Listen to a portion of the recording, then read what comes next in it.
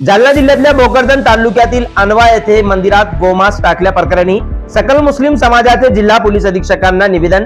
जिल्ह्याचे शांतिमय वातावरण दूषित करणाऱ्यांवर कारवाई करा, अनवा येथील मुस्लिम समाजाची मागणी।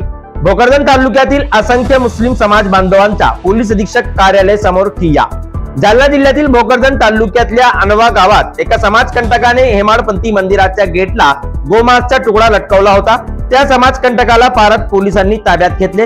नंदकिशोर सुरेश वळगावकर वय 32 वर्षे, राहणार अनवा, तालुका भोकरदन, जिल्हा जालना असा या आरोपीचा नाव आहे। या प्रकरणी भोकरदन तालुक्यातील असंख्य मुस्लिम बांधवांनी जिल्हा पोलीस अधीक्षक कार्यालय समोर ठिय्या देऊन समाजकंटकावर कारवाईची मागणी केली आहे।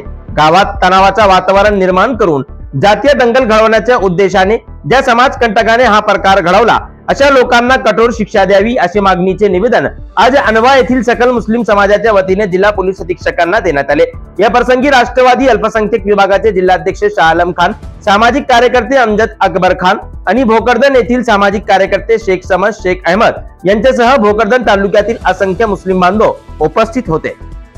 जालना जिल्ह्यातील भोकरदन तालुक्यामधील अनवा या गावी काही समाजकंटका लोकांनी हेमाडपंथी मंदिरामध्ये जनावरांचे मांस टाकून गावामध्ये जातीय तणाव निर्माण व्हावी व जातीय दंगल घडवावी या उद्देशाने मंदिरामध्ये मांस टाकण्याचा प्रयत्न केलेला आहे। त्या अनुषंगाने पारत पोलीस स्टेशनचे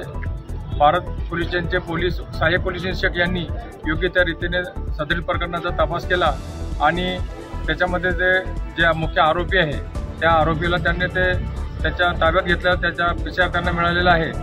आमच्या आज या सर्व गावकऱ्यांची अशी मागणी आहे की या गावामध्ये ज्या समाजकंटक लोकांनी हे प्रकार घडवून आणलं त्यांच्यावर योग्य ती कारवाई झाली पाहिजे आणि गावामध्ये शांतता आणि सुव्यवस्था टिकून राहावी यासाठी पोलीस प्रशासनाने सर्वांना मदत करायला पाहिजे। या उद्देशाने आम्ही पोलीस निरीक्षक जालना यांच्याकडे एक निवेदन देण्यासाठी इथं आलेलो आहोत। सर्व साहेबांनी आमचे निवेदन स्वीकारून गावामध्ये शांतता राहील असं आम्हाला आश्वासन दिलेलं आहे, त्यासाठी आम्ही इथं आलो।